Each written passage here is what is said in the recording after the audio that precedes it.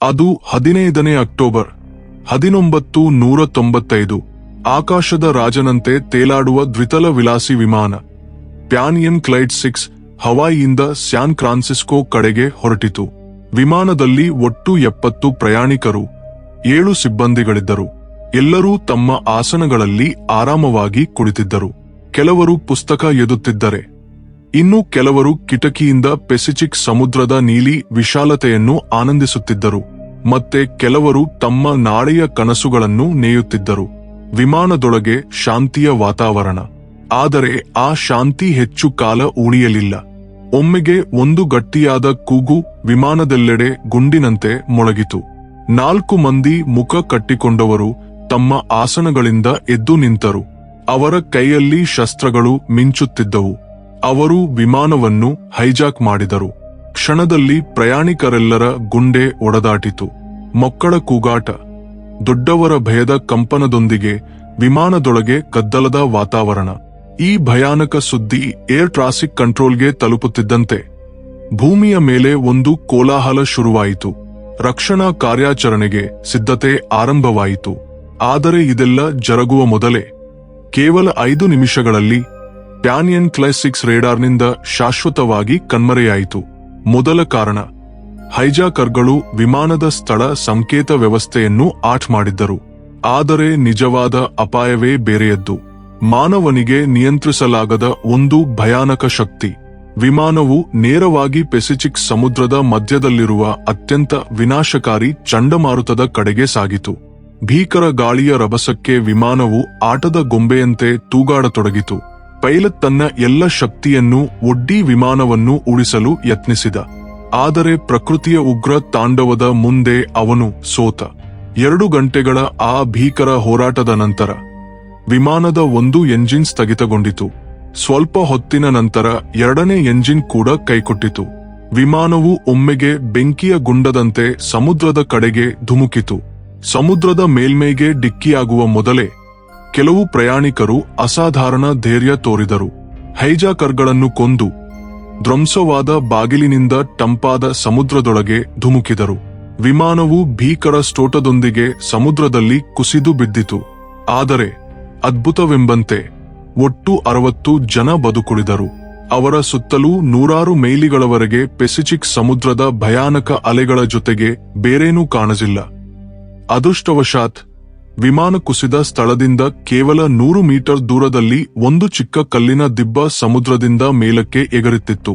ಎಲ್ಲರೂ ತಮ್ಮ ಕೊನೆಯ ಶಕ್ತಿಯನ್ನು ಒಡ್ಡಿ ಆ ದಿಬ್ಬವನ್ನು ತಲುಪಿದರು. ಒದ್ದೆಯಾದ ಬಟ್ಟೆಯೊಂದಿಗೆ ಶರೀರ ಕಂಪಿಸುತ್ತ ಭಯದಿಂದ ಕುಗ್ಗಿಹೋಗಿ ಆ 60 ಜನ ಆ ಚಿಕ್ಕ ದಿಬ್ಬದ ಮೇಲೆ ಒಬ್ಬರನ್ನೊಬ್ಬರು ಗಟ್ಟಿಯಾಗಿ ಅಪ್ಪಿಕೊಂಡು ಕುಳಿತಿದ್ದರು. ಅವರ ಬಳಿ ಕೋನ್ ಇಲ್ಲ, ಸಿಗ್ನಲ್ ಇಲ್ಲ, ಆಸರೆಯೂ ಇಲ್ಲ.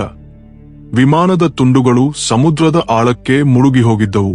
ಆಗ ಒಬ್ಬ ಪ್ರಯಾಣಿಕನಿಗೆ ತನ್ನ ಚೀಲದಲ್ಲಿ ಒಂದು ದೂರದರ್ಶಿನಿ ಇದೆಯೆಂದು ನೆನಪಾಯಿತು. ಕಂಪಿಸುವ ಕೈಗಳಿಂದ ಆ ದೂರದರ್ಶಿನಿಯನ್ನು ತೆಗೆದು ಸುತ್ತಲೂ ಒಮ್ಮೆ ದೃಷ್ಟಿ ಹಾಯಿಸಿದ. ಅಲ್ಲಿ ಸುಮಾರು ಅರ್ಧ ಕಿಲೋಮೀಟರ್ ದೂರದಲ್ಲಿ ಮಂಜಿನ ತೆರೆಯಾಚೆಗೆ ಒಂದು ಚಿಕ್ಕ ದ್ವೀಪ ಕಾಣಿಸಿತು. ಅದು ಅಲ್ಲಿ ಒಂದು ದ್ವೀಪವಿದೆ ಎಂದು ಅವನು ಗಟ್ಟಿ ಕೂಗಿದ. ಈಜು ತಿರಿದವರು ಒಂದು ಕ್ಷಣವೂ ತಡಮಾಡದೆ ಮತ್ತೆ ಆ ಮರಣದ ಸಮುದ್ರದೊಳಗೆ ಧುಮುಕಿದರು. ಕೆಳಗೆ ಶಾರ್ಕ್ ಮೀನುಗಳು, ಮೇಲೆ ಭಯಾನಕ ಅಲೆಗಳು. ಆದರೆ ಬದುಕಬೇಕೆಂಬ ತುಡಿತ ಎಲ್ಲಕ್ಕಿಂತ ಬಲವಾಗಿತ್ತು. ಗಂಟೆಗಟ್ಟಲೆ ಕಷ್ಟಪಟ್ಟು ಕೇವಲ 15ರಿಂದ 20 ಜನ ಮಾತ್ರ ಆ ದ್ವೀಪದ ಮರಳಿನ ದಿಬ್ಬವನ್ನು ತಲುಪಿದರು. ದೇಹ ದಣಿದಿದ್ದರು, ಅವರು ಬದುಕಿದ್ದರು. ದ್ವೀಪಕ್ಕೆ ತಲುಪಿದವರು ಒಂದು ಕ್ಷಣವೂ ವಿಶ್ರಾಂತಿ ತೆಗೆದುಕೊಳ್ಳಲಿಲ್ಲ. ಕಲ್ಲಿನ ದಿಬ್ಬದಲ್ಲಿ ಸಿಕ್ಕಿಕೊಂಡಿರುವ ಉಳಿದವರನ್ನು ಇಲ್ಲಿಗೆ ತರಬೇಕಾದ ಜವಾಬ್ದಾರಿ ತಮ್ಮದೇ ಎಂದು ಅವರಿಗೆ ತಿಳಿಯಿತು.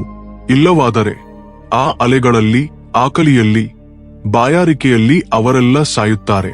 ದ್ವೀಪದಲ್ಲಿ ಚೆಲ್ಲಾಚೆದುರಾಗಿ ಬಿದ್ದಿದ್ದ ಒಣಗಿದ ಕೊಂಬೆಗಳನ್ನು, ಬಳ್ಳಿಗಳನ್ನು ಸಂಗ್ರಹಿಸಿ ಒಂದು ಚಿಕ್ಕ ಒಡೆದಾಡುವ ತೆಪ್ಪವನ್ನು ತಯಾರಿಸಿದರು. ಆ ತೆಪ್ಪದೊಂದಿಗೆ ಮತ್ತೆ ಆ ಮರಣದ ಸಮುದ್ರಕ್ಕೆ ಇಳಿದರು. ಒಬ್ಬೊಬ್ಬರನ್ನು ಹಲವು ಸುತ್ತು ತಿರುಗಿ ಕಲ್ಲಿನ ದಿಬ್ಬದಲ್ಲಿದ್ದ ಪ್ರತಿಯೊಬ್ಬರನ್ನೂ ದ್ವೀಪಕ್ಕೆ ಕರೆತಂದರು. ಕೊನೆಗೆ ಆ 60 ಜನ ಆ ಅಪರಿಚಿತ ಭೂಮಿಯಲ್ಲಿ ಒಂದೇ ಸ್ಥಳದಲ್ಲಿ ಒಟ್ಟುಗೂಡಿದರು. ಆಗಲೇ ಅವರಿಗೆ ತಮ್ಮ ನಿಜವಾದ ಸ್ಥಿತಿಯ ಅರಿವಾಯಿತು. ಇದು ಯಾವ ಸ್ವರ್ಗವೂ ಆಗಿರಲಿಲ್ಲ. ಇದೊಂದು ನಿರ್ಜನ, ಬರಡಾದ ದ್ವೀಪ. ಕೆಲವು ತೆಂಗಿನ ಮರಗಳು, ಸ್ವಲ್ಪ ಕಾಡಿನ ಪೊದೆಗಳು, ಸುತ್ತಲೂ ಕೇವಲ ಮರಳು. ಆಹಾರವಿಲ್ಲ, ಕುಡಿಯಲು ಶುದ್ಧ ನೀರು ಇಲ್ಲ. ನಿರಾಸೆಯ ಮೋಡಗಳು ಅವರನ್ನು ಆವರಿಸಿಕೊಂಡವು.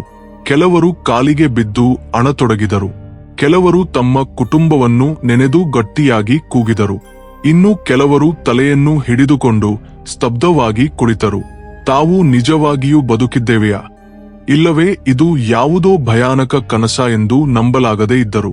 ಆ ನಿರಾಸೆಯ ಮಧ್ಯೆ ಒಬ್ಬ ಶಾಲಾ ಶಿಕ್ಷಕ ಶ್ರೀ ಡೇವಿಡ್ ಮುಂದೆ ಬಂದ. ಗಟ್ಟಿಯಾಗಿ, ಧೈರ್ಯದಿಂದ ಹೇಳಿದ, ಗೆಳೆಯರೇ, ಭಯಪಡುವುದಾದರೆ ನಾವೆಲ್ಲ ಸಾಯುತ್ತೇವೆ. ನಾವು ಬದುಕಬೇಕು. ಒಬ್ಬರಿಗಾಗಿ ಒಬ್ಬರು ಬದುಕಬೇಕು. ಅವನ ಆತ್ಮವಿಶ್ವಾಸದ ಮಾತುಗಳು ನಿರಾಸೆಗೊಂಡಿದ್ದ ಆ 60 ಜನರಲ್ಲಿ ಹೊಸ ಆಸರೆಯನ್ನು ಉಂಟುಮಾಡಿತು. ಎಲ್ಲರೂ ಒಗ್ಗಟ್ಟಾಗಿ ಗಾಯಗೊಂಡವರನ್ನು ರಕ್ಷಿಸಲು ಒಬ್ಬರಿಗೊಬ್ಬರು ಧೈರ್ಯ ತುಂಬಲು ಶುರು ಮಾಡಿದರು. ಈಗ ಅತಿ ದೊಡ್ಡ ಸವಾಲು ಆಕಲಿ, ಬಾಯಾರಿಕೆ. ಒಬ್ಬ ಯುವಕ ಮೇಕಲ್ ಅಸಾಧಾರಣ ಧೈರ್ಯ ತೋರಿದ. ಎತ್ತರವಾದ ತೆಂಗಿನ ಮರವೊಂದಕ್ಕೆ ಏರಿ ಕೆಲವು ತೆಂಗಿನಕಾಯಿಗಳನ್ನು ಕೀಳಿತಂದ. ಅವು ಕೇವಲ ತೆಂಗಿನಕಾಯಿಗಳಷ್ಟೇ ಆಗಿರಲಿಲ್ಲ. ಅವು ಆಸರೆಯ ಮೊದಲ ಡೋಸ್. ಮಳೆಯ ನೀರನ್ನು ಕಲ್ಲಿನ ಗುಂಡಿಗಳಲ್ಲಿ ಸಂಗ್ರಹಿಸಿ ಕುಡಿಯಲು ಶುರು ಮಾಡಿದರು. ಶ್ರೀ ಡೇವಿಡ್ ಎಲ್ಲರನ್ನೂ ಚಿಕ್ಕ ಚಿಕ್ಕ ತಂಡಗಳಾಗಿ ವಿಭಜಿಸಿದ. ಒಂದು ತಂಡ ದ್ವೀಪದಲ್ಲಿ ತಿನ್ನಬಹುದಾದ ಹಣ್ಣು, ಕಾಯಿಗಳು ಅಥವಾ ಬೇರುಗಳನ್ನು ಹುಡುಕಲು, ಮತ್ತೊಂದು ತಂಡ ಆಸರೆ ನಿರ್ಮಿಸಲು, ಇನ್ನೊಂದು ತಂಡ ಮೀನು ಹಿಡಿಯಲು ಜವಾಬ್ದಾರಿಯನ್ನು ತೆಗೆದುಕೊಂಡಿತು. ಮೀನು ಹಿಡಿಯುವುದು ಅತ್ಯಂತ ಕಷ್ಟದ ಕೆಲಸವಾಗಿತ್ತು. ಕೆಲವು ಯುವಕರು ಮರದ ಕೊಂಬೆಗಳಿಂದ ಈಟಿಗಳನ್ನು ತಯಾರಿಸಿ ಗಂಟೆಗಟ್ಟಲೆ ಸಮುದ್ರದ ದಡದಲ್ಲಿ ನಿಂತು ಮೀನು ಹಿಡಿಯಲು ಯತ್ನಿಸಿದರು. ಹಲವು ವಿಕಲ ಪ್ರಯತ್ನಗಳ ನಂತರ ಕೊನೆಗೆ ಒಂದು ಚಿಕ್ಕ ಮೀನನ್ನು ಹಿಡಿಯಲು ಸಾಧ್ಯವಾಯಿತು. ಆ ದಿನ ಆ ಮೀನನ್ನು ಬೆಂಕಿಯ ಮೇಲೆ ಸುಟ್ಟಾಗ ಅದರ ಸುಗಂಧ ಯಾವ ಓತನಕೂಡಿಯ ಸುಗಂಧಕ್ಕೂ ಕಡಿಮೆಯಾಗಿರಲಿಲ್ಲ. ಎಲ್ಲರೂ ಆ ಮೀನಿನ ಚಿಕ್ಕ ಚಿಕ್ಕ ತುಂಡುಗಳನ್ನು ತಿಂದರು. ಅದು ಕೇವಲ ಒಂದು ಮೀನಿನ ತುಂಡು ಮಾತ್ರವಾಗಿರಲಿಲ್ಲ.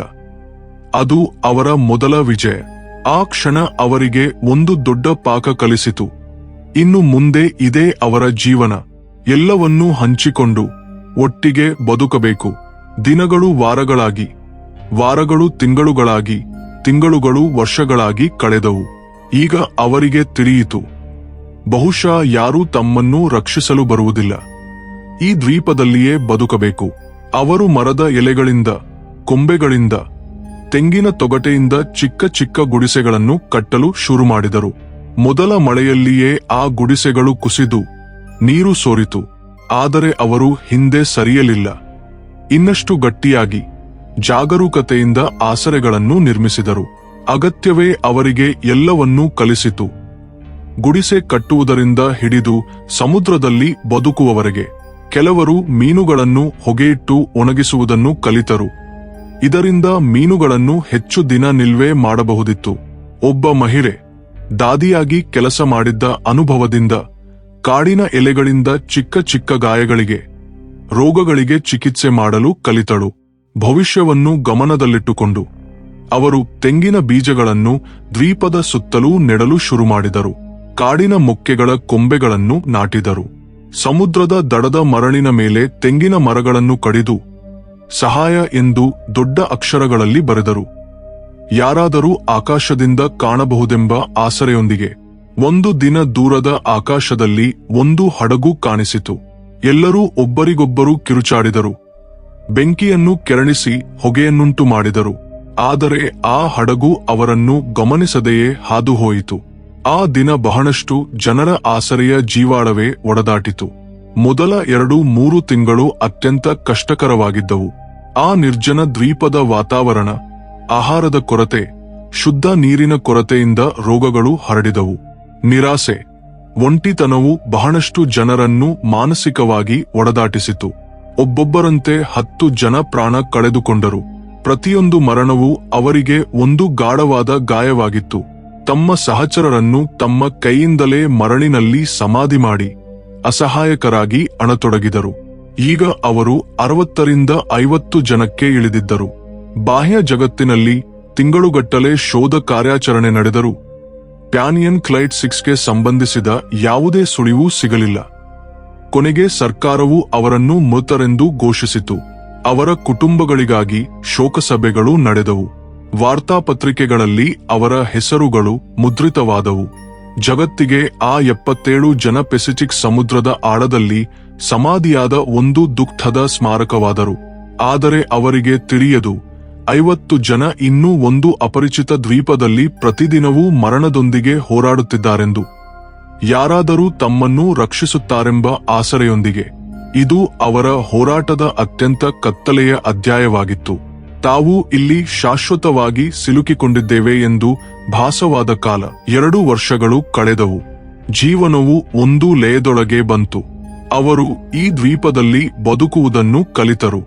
ಆಗ ಆ ಬರಡಾದ ದ್ವೀಪದಲ್ಲಿ ಒಂದು ಅದ್ಭುತ ಘಟನೆ ಸಂಭವಿಸಿತು. ಒಬ್ಬ ಮಹಿಳೆ ಒಂದು ಆರೋಗ್ಯವಂತ ಹೆಣ್ಣು ಮಗುವಿಗೆ ಜನ್ಮ ನೀಡಿದಳು. ಆ ಶಿಶುವಿನ ಮೊದಲ ಕೂಗು ದ್ವೀಪದ ವಾತಾವರಣವನ್ನೇ ಬದಲಾಯಿಸಿತು. ಇದುವರೆಗೆ ಇಲ್ಲಿ ಕೇವಲ ಮರಣವೂ ನಿರಾಸೆಯೂ ಇದ್ದರೆ, ಈಗ ಜೀವನದ ಸಂಗೀತ ಮೊಳಗಿತು. ಎಲ್ಲರೂ ಆ ನವಜಾತ ಶಿಶುವನ್ನು ನೋಡಲು ಬಂದರು.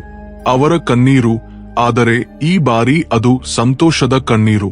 ಆ ಶಿಶು ಎಲ್ಲರಿಗೂ ಬದುಕಲು ಒಂದು ಹೊಸ ಕಾರಣವನ್ನು ನೀಡಿತು. ಅವಳು ಕೇವಲ ಒಂದು ಶಿಶುವಾಗಿರಲಿಲ್ಲ. ಅತ್ಯಂತ ಕಷ್ಟದ ಪರಿಸ್ಥಿತಿಯಲ್ಲೂ ಜೀವನವು ಸೋಲದೆಂದು ಸಾಬೀತುಪಡಿಸಿದ ಒಂದು ಸಾಕ್ಷಿಯಾಗಿತ್ತು. ಅವಳು ಅವರ ಆಸರೆಯ ಹೊಸ ಜ್ವಾಲೆ. ಆ ದಿನವನ್ನು ಅವರು ಒಂದು ಹಬ್ಬದಂತೆ ಆಚರಿಸಿದರು, ಏಕೆಂದರೆ 2 ವರ್ಷಗಳ ನಂತರ ಮರಣದ ಮೇಲೆ ಜೀವನವು ಗೆದ್ದಿತು. ಈಗ ಅವರು ಕೇವಲ ತಮಗಾಗಿ ಮಾತ್ರವಲ್ಲ, ಈ ಹೊಸ ತಲೆಮಾರಿಗಾಗಿಯೂ ಬದುಕಬೇಕಿತ್ತು. ಈ ದ್ವೀಪವನ್ನು ಇನ್ನಷ್ಟು ಉತ್ತಮ ಸ್ಥಳವನ್ನಾಗಿ ಮಾಡಬೇಕಿತ್ತು. ಕಾಣುತ್ತಿರುವಂತೆಯೇ 10 ವರ್ಷಗಳು ಕಳೆದು ಹೋದವು. ದ್ವೀಪದಲ್ಲಿ ಈಗ ಒಂದು ಜೀವನ ವಿಧಾನ ರೂಪುಗೊಂಡಿತ್ತು. ಶ್ರೀ ಡೇವಿಡ್ ಮಕ್ಕಳಿಗಾಗಿ ಒಂದು ಚಿಕ್ಕ ಶಾಲೆಯನ್ನು ಆರಂಭಿಸಿದ. ಅಲ್ಲಿ ಅವರಿಗೆ ಎದುವುದು, ಬರೆಯುವುದು, ಬಾಹ್ಯ ಜಗತ್ತಿನ ಬಗ್ಗೆ, ಆ ಮಕ್ಕಳು ಎಂದೂ ಕಾಣದ ಜಗತ್ತಿನ ಬಗ್ಗೆ ಹೇಳುತ್ತಿದ್ದ. ಎಲ್ಲರೂ ತಮ್ಮ ತಮ್ಮ ಕೆಲಸವನ್ನು ಹಂಚಿಕೊಂಡಿದ್ದರು. ಕೆಲವರು ಮೀನು ಹಿಡಿಯುತ್ತಿದ್ದರೆ, ಕೆಲವರು ಕೃಷಿ ಮಾಡುತ್ತಿದ್ದರು, ಇನ್ನು ಕೆಲವರು ಮಕ್ಕಳನ್ನು ನೋಡಿಕೊಳ್ಳುತ್ತಿದ್ದರು. ವಿಮಾನ ಕುಸಿದ ದಿನವನ್ನು ಬದುಕುಳಿವಿನ ದಿನ ಎಂದು ಆಚರಿಸಲು ಶುರು ಮಾಡಿದರು. ಆ ದಿನ ಅವರು ಹಾಡು ಹಾಡುತ್ತಿದ್ದರು, ಕತೆಗಳನ್ನು ಹೇಳಿಕೊಳ್ಳುತ್ತಿದ್ದರು. ಈಗ ತಮ್ಮೊಂದಿಗಿಲ್ಲದ ಸಹಚರರನ್ನು ನೆನಪಿಸಿಕೊಳ್ಳುತ್ತಿದ್ದರು. ಈ 10 ವರ್ಷಗಳಲ್ಲಿ ದ್ವೀಪದಲ್ಲಿ ಇನ್ನೂ 5 ಮಕ್ಕಳು ಜನಿಸಿದರು. ಆದರೆ ಈ ಅವಧಿಯಲ್ಲಿ ರೋಗಗಳಿಂದ, ಅಪಘಾತಗಳಿಂದ 7 ಜನ ವಯಸ್ಕರು ಪ್ರಾಣ ಕಳೆದುಕೊಂಡರು. ಈಗ ದ್ವೀಪದಲ್ಲಿ ಮಕ್ಕಳನ್ನು ಸೇರಿಸಿ ಒಟ್ಟು 48 ಜನ ಇದ್ದರು. ಒಂದು ದಿನ ಮತ್ತೆ ಆ ಶಬ್ದ ಕೇಳಿಸಿತು, ಆಕಾಶದಲ್ಲಿ ವಿಮಾನದ ಶಬ್ದ. ಎಲ್ಲರೂ ಮತ್ತೆ ಹೊಡೆದರು, ಕೂಗಿದರು, ಬೆಂಕಿಯನ್ನು ಕೆರಳಿಸಿದರು. ಆದರೆ ಫಲಿತಾಂಶವೇ ಅದೇ. ವಿಮಾನವು ಅವರನ್ನು ಗಮನಿಸದೆಯೇ ಹಾದುಹೋಯಿತು. ಪದೇ ಪದೇ ಬಂದ ನಿರಾಸೆ ಈಗ ಅವರನ್ನು ಒಡೆದಾಟಿಸುವುದನ್ನು ನಿಲ್ಲಿಸಿತ್ತು.